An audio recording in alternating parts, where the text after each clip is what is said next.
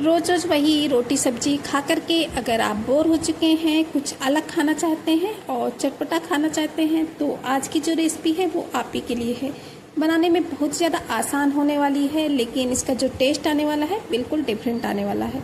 तो magic kitchen bye गुनी में आपका वेलकम है। चलिए फ्रेंड्स, बिना टाइम वेस्ट किए इस रेसिपी को बनाना स्टार्ट कर लेते हैं। तो सबसे पहले तो इस रेसिपी को बनाने के लिए हमने एक खाली बाउल ले लिया है और बाउल में हमने लिया है 2 चम्मच के करीब चावल का आटा। आधा चम्मच डाल दिया है सफ़ेद वाला तिल और आधा ही चम्मच डाल देंगे जीरा।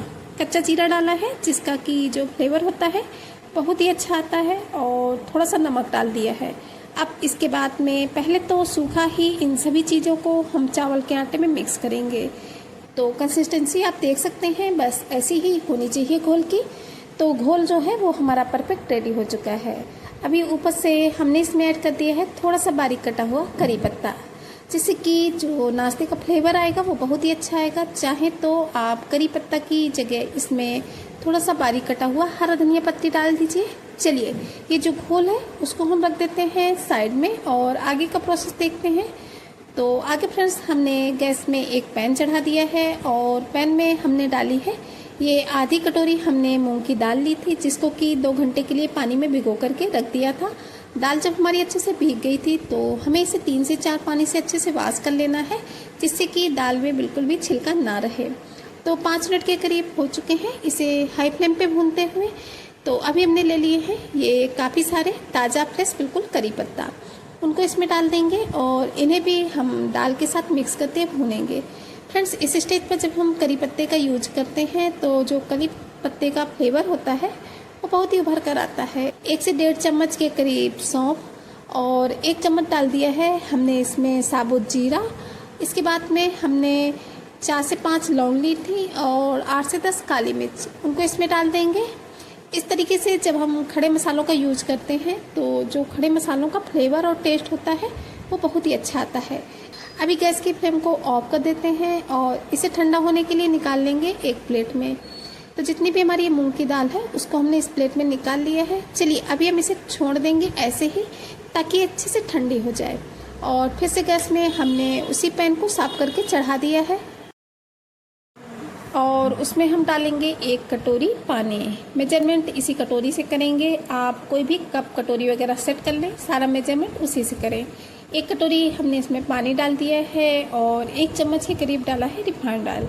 आप इस जगह पे रिफाइंड ऑयल का ही यूज करें, सरसों के तेल का यूज बिल्कुल भी ना करें, क्योंकि सरसों के तेल का जो फ्लेवर होता है वो काफ़ी हार्ड होता है, इस वजह से वो इस स्टेज पर नहीं अच्छा लगता है। अब इसके बाद में आधा चम्मच के करीब हमने नमक डाल दिया है। अब नमक को हमें पानी के साथ थोड़ा सा मिक्स कर लेना है, और जब हमारा पानी हल्का हल्का सा गर्म हो जाएगा तब हम जिस कटोरी से पानी लिए थे उसी कटोरी से 1 कटोरी हमें ले लेना है चावल का आटा। और हाँ फ्रेंड्स, अभी आपको लग रहा होगा कि ये जो हमारा चावल का आटा है इसमें पानी हमने कम यूज किया है। और हाँ, इस स्टेज पर हमें गैस की फ्लेम को ऑफ कर देना है। इसी तरीके से हम इसे चलाते रहेंगे 3 से 4 मिनट के करीब लो फ्लेम पे, तो ये अच्छे से मिक्स हो जाएगा। और इसके बाद में एक थाली को हमने ऑयल से ग्रीस कर लिया है और जो हम इस चावल के आटे को गर्म पानी के साथ भिगोए थे उसको इस थाली में ऐड कर देंगे। हाँ, थाली को अच्छे से ऑयल से ग्रीस जरूर से कर लें, ताकि जब हम अपने जो चावल के आटे के डो को इसमें डालें और इसके बाद में इसे मसलें तो बिल्कुल परफेक्ट चिकना सा बनकर रेडी हो। और इसे 3 से 4 मिनट तक हम इसे अच्छे से बढ़िया से मिक्स करेंगे और मसलेंगे। तो इतना चिकना सा सॉफ्ट सा डो जो है वो हमारा बन जाएगा कि आपको लगेगा पहले कितना ये रूखा रूखा सा लग रहा था, लेकिन कितना परफेक्ट हो चुका है। तो ऊपर से फिर से हमने इसमें आधा चम्मच के करीब रिफाइंड ऑयल डाल दिया सा। चलिए, अभी हम इसे थोड़ी देर के लिए ढक देते हैं और इसके बाद में हम इसकी रेसिपी बनाएंगे 10 मिनट के करीब बाद में। और तब तक जो हम मूँग की दाल को भून करके रखे थे उसे देख लेते हैं। तो जो हमारी मूँग की दाल है ये अच्छे से ठंडी हो चुकी है, तो इसे हमें डाल देना है एक मिक्सी के जार में और इसके बाद में मिक्सी जार का ढक्कन बंद करके हम इसे पीस करके रेडी कर लेंगे। और हाँ, अब हमने इसमें कोई भी मसाले यूज नहीं करने हैं, क्योंकि पहले ही हम इसमें जीरा, सौंफ, काली मिर्च, लौंग का यूज कर चुके हैं। तो अभी इस स्टेज पर हम इसमें मसाले नहीं डालेंगे। अगर आप पहले मसालों का यूज नहीं करते हैं तो आप इस स्टेज पर इन खड़े मसालों का इसमें यूज कर सकते हैं। जब आपको मूंग की दाल को पीसना हो तब आप इसमें इन सभी मसालों को डाल दीजिए और इन्हें पीस लीजिए। तो लीजिए जो हमारी मूंग की दाल का बढ़िया अच्छा सा फाइन सा जो पाउडर है वो बन चुका है। बस ऐसा ही चाहिए था, बिल्कुल फाइन सा पाउडर हमें बनाकर रेडी करना है। अब इस पाउडर को हम ट्रांसफ़र कर लिए हैं एक बाउल में और इसके बाद में इसमें ऐड करेंगे एक बारीक कटा हुआ प्याज और एक ही हमने इसमें बारीक कटी हुई हरी मिर्च ऐड की है। आप अपने हिसाब से तीखा कर सकते हैं। अगर आप ज़्यादा चटपटा खाते हैं तो हरी मिर्च को 3-4 डाल सकते हैं, या फिर आपके घर में बच्चे हैं और तीखा बिल्कुल नहीं खाते हैं तो आप इसे स्किप भी कर सकते हैं। अब डालेंगे आधा चम्मच धनिया पाउडर और आधा ही चम्मच हमने इसमें डाल दिया है मैगी का मसाला। आधा चम्मच डाल दिया है चाट मसाला और इसके बाद में टेस्ट के अकॉर्डिंग नमक डालेंगे। हल्का सा ही नमक ऐड करेंगे, ज़्यादा नमक नहीं डालेंगे। और इसके बाद में हमने ले लिया है ये आधा नींबू, जिसके कि हमें बीज पहले से हटा देने हैं और आधे नींबू को हम इसमें निचोड़ देंगे। नींबू डालने से जो हमारी स्टफिंग है उसका टेस्ट बहुत अच्छा आता है। तो चलिए अभी जो हमने डो बना करके रखा था उसे ले लेते हैं। अब इस डो को हमने रख लिया है ये एक चकले में। तो जितना भी हमारा डो था उसको हमने चकले में रखने के बाद में पहले तो हम इसे अच्छे से चिकना कर लेंगे। डो तो पहले से ही हमारा अच्छे से चिकना है क्योंकि हमने पहले ही अच्छे से इसे बढ़िया मसला था, इस वजह से डो हमारा परफेक्ट है। तो बस इस तरीके से इसे लंबा लंबा सा रोल कर लेना है और इसके बाद में ले लेनी है एक चाकू और चाकू से हमें इसे जो इसकी लोइयां हैं वो कट करनी है। चाहे तो आप इसके हाथों से लोइयां कट कर सकते हैं, लेकिन इस तरीके से जब हम चाकू से लोइयों को कट करते हैं तो जो लोइयां होती हैं वो बिल्कुल एक साइज की कट करके रेडी होती हैं। तो लीजिए इतने से डो में हमने ये 10 से 12 जितनी भी हमारी लोइयां कट हुई हैं उतनी हमने लोइयां कट कर ली हैं। इन सभी लोइयों को हमें रख लेना है एक प्लेट थाली वगैरह में, जिसमें कि हमने डो को मसला था उसी थाली में हमने सभी लोइयों को रख लिया है। अब इसके बाद में हमने एक लोई ले ली है, उसको पहले तो इस तरीके से हम चकले में रख करके चिकना करेंगे और चिकना करने के बाद में हमें इसे थोड़ा सा इस तरीके से बड़ा कर लेना है।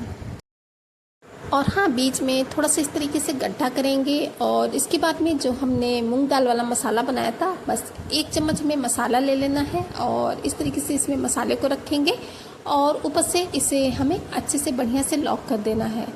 अच्छे से हमने इसे चिकना कर लिया है और ये थोड़ा बहुत इधर उधर से जो मसाला निकलता है उसको हम चिपका देंगे। आसानी से हो जाता है क्योंकि डो जो है वो बहुत ही चिकना सा है। तो बस अब हम हथेली की सहायता से इसे थोड़ा सा बड़ा करेंगे। तो शेप दे सकते हैं आप, बिल्कुल परफेक्ट है, बस ऐसे ही कर लेना है, बहुत ही आसानी से हो जाता है। तो इसी तरीके से हमने अपने सभी नाश्ते के पीसेस को फिल करके रेडी कर लिया है। अभी इन पीसेस को हम रख लेंगे एक प्लेट में और इसके बाद में हम चलेंगे गैस की तरफ इन्हें फ्राई करने के लिए। तो इन्हें फ्राई करने के लिए पहले से ही हमने एक पैन में ऑयल को गर्म होने के लिए रख दिया था। आप चाहे तो इस नाश्ते के पीसेस को डीप फ्राई भी कर सकते हैं, लेकिन हमने इन्हें सैलो फ्राई ही किया है। तो इसके लिए हमने थोड़े से ऑयल को गैस में चढ़ा दिया था पैन में और इसके बाद में अब हमें एक एक करके नाश्ते के पीसेस लेने हैं और स्लरी में इन्हें अच्छे से डिप करते जाना है। और क्योंकि ये जो हमारा डो है वो पहले से पका हुआ है, इस वजह से इन्हें हमें मीडियम टू हाई फ्लेम पे ही फ्राई करके रेडी करना है। ज़्यादा टाइम बिल्कुल भी नहीं लगता है इन नाश्ते के पीसेस को फ्राई करने में। बस 5 से 6 मिनट में ही हमारे जो नाश्ते के पीसेस हैं वो बढ़िया अच्छे से फ्राई हो जाते हैं। तो आप देख सकते हैं बहुत ही अच्छा सा कलर आ चुका है सभी नाश्ते के पीसेस में। तो चलिए अभी हम इन्हें एक एक करके इस तरीके से प्लेट में निकाल लेते हैं और कलछी से इस तरीके से थोड़ा थोड़ा सा करते जाएंगे, जितना कि इसमें एक्स्ट्रा ऑयल होगा वो पैन में ही रह जाएगा। तो सभी पीसेस को हमने फाइनली निकाल लिया है। चलिए अब हम आपको इनकी प्लेटिंग करके दिखाते हैं। तो लीजिए फ्रेंड्स, रेडी हो चुका है बहुत ही टेस्टी सा क्रिस्पी सा नाश्ता। ऊपर से इतने ज़्यादा क्रिस्पी हैं, अंदर से बहुत ही ज़्यादा सॉफ्ट होने वाले हैं। इनमें जो फिलिंग हमने भरी है, यकीन मानिए उस फिलिंग का जो टेस्ट है वो बहुत ही लाजवाब है। तो एक बार इस नाश्ते को ट्राई करना तो बनता है। तो फ्रेंड्स, जो हमारी पहली रेसिपी है वो तो बनकर रेडी हो चुकी है। चलिए अब हम अपनी दूसरी रेसिपी को भी बनाना स्टार्ट कर लेते हैं। हमने अच्छे से छान लिया है। अब इसके बाद में इसे हमें वॉश करना है, तो स्ट्रेनर में ही हमने इसे अच्छे से वॉश भी कर लिया है। अब चलिए इसे एक बाउल में ट्रांसफ़र कर देते हैं और इसे छोड़ देते हैं थोड़ी देर के लिए, ताकि जो हमारा पोहा है वो बढ़िया अच्छे से फूल जाए। तब तक चलिए हम आगे का प्रोसेस करते हैं। तो हमने फिर से ले लिया है एक खाली बाउल में हमने ली है ये आधा कप सूजी आप कोई भी ले सकते हैं, बारीक या फिर मोटी वाली, उससे कोई फर्क नहीं पड़ता है। बस इतना याद रखना है कि हमें सूजी को बढ़िया अच्छे से छान कर लेना है, क्योंकि सूजी में जो भी गंदगी वगैरह होती है वो निकल जाए। इसके बाद में इसमें हम 1/4 चम्मच के करीब नमक ऐड कर देंगे। ज़्यादा नहीं ऐड करेंगे, 1/4 चम्मच ही ऐड करेंगे। 2 चम्मच के करीब डालेंगे रिफाइंड ऑयल। अब बस हमें सूजी में रिफाइंड ऑयल और नमक को अच्छे से मिक्स कर लेना है। तो इस तरीके से सूजी में हमने नमक और ऑयल को अच्छे से मिक्स कर लिया है। हाँ, अगर आप चाहें तो रिफाइंड ऑयल की जगह इसमें देसी घी भी डाल सकते हैं। इसके बाद में इन दोनों ही चीज़ों को हमें अच्छे से सूजी के साथ मिक्स कर लेना है।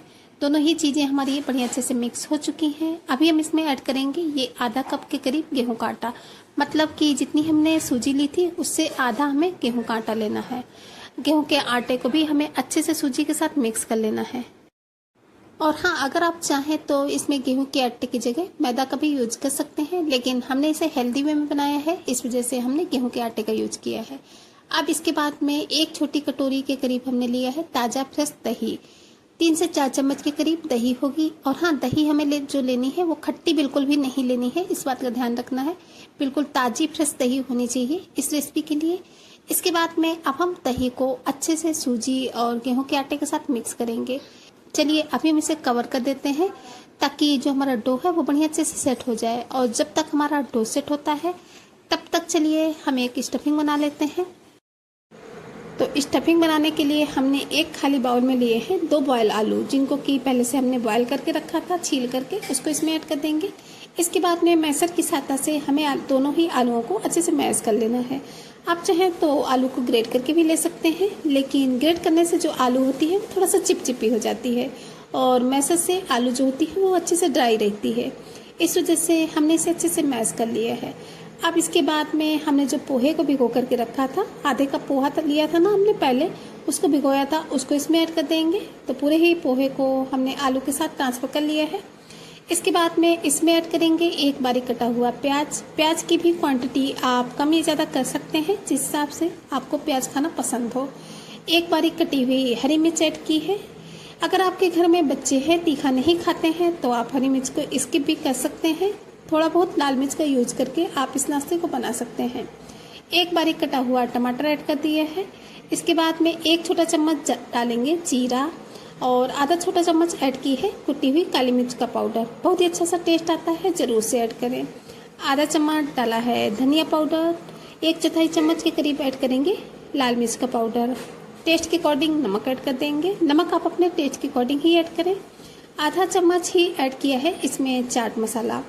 इसकी जगह पे आप अमचूर पाउडर या फिर नींबू के रस का भी यूज कर सकते हैं, उससे भी स्टफिंग जो है वो बहुत ही टेस्टी बनकर रेडी होती है।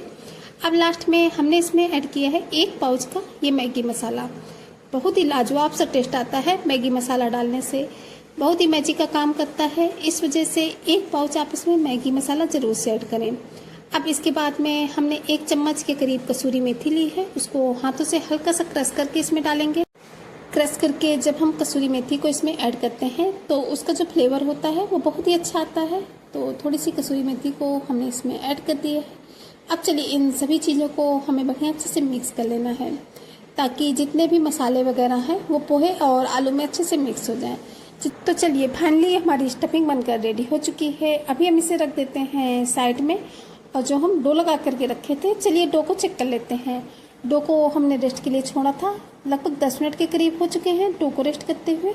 तो जो हमारा डो है उसमें सूजी पड़ी थी, इस वजह से अभी हमारा जो डो है थोड़ा सा सख्त हो गया है। तो इसे हमने 3 से 4 मिनट तक बढ़िया अच्छे से मसल लिया है, और जो हमारा डो है वो बिल्कुल परफेक्ट अच्छे से सॉफ्ट हो चुका है। आप देख भी सकते हैं बहुत ही अच्छे से सॉफ्ट हुआ है। तो अभी क्या करना है, अभी हम अपने हाथों को क्लीन कर लेंगे, और इसके बाद में हाथों में थोड़ा सा हमें ऑयल लगा लेना है। ऑयल लगाने के बाद में अब जो हमने ये डो बनाया है इसको पहले तो हम 2 पार्ट में डिवाइड कर लेंगे।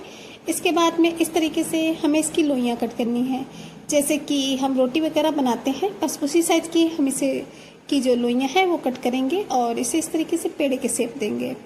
तो इस तरीके से हमने इसको एक शेप दे दिया है। चलिए दूसरा भी दे देते हैं। हमने जो स्टफिंग बना करके रखी थी वो स्टफिंग भी हम ले लेंगे, और हमें एक पेड़ा लेना है और उसे इस तरीके से थोड़ा सा बड़ा करते हुए बीच में गड्ढा करेंगे और इसके बाद में जो हमने स्टफिंग बनाई थी, स्टफिंग को इस तरीके से हमें लंबे लंबे साइज़ में रोल कर लेना है। और ये जो हमने डो बनाया था इसको भी थोड़ा सा हम लंबे साइज़ में ही करेंगे, क्योंकि आज का जो हम नाश्ता है वो बिल्कुल अलग शेप में बनाकर रेडी करेंगे, ताकि बच्चों को बहुत ही ज़्यादा पसंद आए। क्योंकि बच्चों को अलग अलग शेप के जो नाश्ते होते हैं वो बहुत ही ज़्यादा पसंद आते हैं। बस इसके सेंटर में हम इस तरीके से स्टफिंग को रख देंगे और इस तरीके से हमें इसे बढ़िया अच्छे से लॉक कर देना है। तो लंबे शेप में हमें इसे लॉक करना है, तो शेप दे सकते हैं आप। इसी तरीके से हमने इसका शेप बना करके रेडी कर लिया है। तो फाइनली फ्रेंड्स, हमने जितने भी हमारे नाश्ते के पीसेस थे उनको बना करके रेडी कर लिए हैं।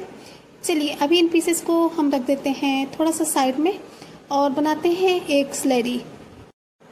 तो स्लरी बनाने के लिए हमने एक खाली बाउल में ले लिया है ये 3 से 4 चम्मच के करीब गेहूं का आटा। इसकी जगह आप मैदा भी ले सकते हैं, लेकिन आज का नाश्ता पहले भी हमने बताया था कि हेल्दी वे में बनाएंगे, तो इसमें हमने गेहूं के आटे का ही यूज किया है। 1 छोटा चम्मच डालेंगे सफ़ेद वाला तिल, आधा छोटा चम्मच कलौंजी, थोड़ा सा डालेंगे नमक। अब इन सभी चीज़ों को पहले तो हमें सूखा ही अच्छे से मिक्स कर लेना है। थोड़ी सी हमने इसमें कुटी हुई लाल मिर्च डाली है। इन सभी चीज़ों को गेहूं के आटे के साथ हमने सूखा ही अच्छे से मिक्स कर लिया है। अब इसके बाद में हम इसमें थोड़ा थोड़ा सा पानी डालकर इसकी स्लरी बनाएंगे। तो पानी एक साथ बिल्कुल भी नहीं ऐड करेंगे, थोड़ा थोड़ा करके ही ऐड करेंगे, ताकि जो हमारी स्लरी है बिल्कुल परफेक्ट कंसिस्टेंसी की बनकर रेडी हो, जिससे कि नाश्ते का लुक टेस्ट बहुत ही ज़्यादा बढ़ जाएगा। अगर आपके पास करी पत्ता नहीं है, धनिया पत्ती है, तो आप इसमें धनिया पत्ती भी डाल सकते हैं। हमने इसमें करी पत्ता का यूज किया है। करी पत्ता को भी हमें स्लरी में बढ़िया अच्छे से मिक्स कर लेना है। स्लरी रेडी हो चुकी है। चलिए चलते हैं गैस की तरफ। तो गैस में हमने एक पैन में पहले से ही ऑयल को गर्म होने के लिए रख दिया था। और हाँ, आप चाहे तो इस नाश्ते को डीप फ्राई भी कर सकते हैं, लेकिन हमने इसे हेल्दी वे में बनाया है, इस वजह से हम इसे स्लैलो फ्राई ही करेंगे। तो चारों तरफ से जो हमारा कुकिंग प्रोसेस है वो स्टार्ट हो चुका है, क्योंकि चम्मच से हमने थोड़ा थोड़ा सा ऑयल सभी नाश्ते के पीसेस के ऊपर सेपरेट कर दिया है।